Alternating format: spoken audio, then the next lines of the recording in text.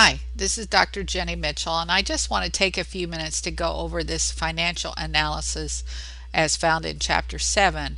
This specific one is over at an accounting document imaging system. So essentially, what the organization has done is they've looked at the cost for maintaining this document imaging system as well as its outlay, and then you'll see that then they've broken out the benefits. So the benefits included rebilling, Medicaid billing, disallowed Medicare bad debt audit, projected staff savings, and projected operating savings.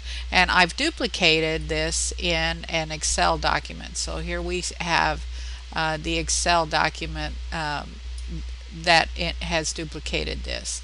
And I just want to go through this so you see how easy it is to actually calculate net present value. And they told us a 12% discount. So essentially that's saying that any investment you make at the hospital or wherever this would be, you have to at least have a 12% return on it. So I'm going to type in net present value, and then I put in my rate, and then what I put in is my cash flows separated by a comma. So this would be my cash flow of subtracting the cost from the and then the benefits from the costs specifically.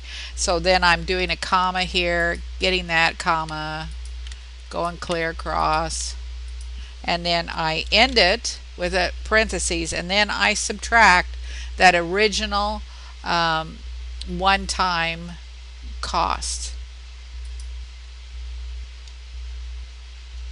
And you'll see that I come up with the net present value. So we have our one-time costs there. And now I want to show you how to do internal rate of return. Internal rate of return is equal IRR, and then we're going to put in our values. So our values here are just the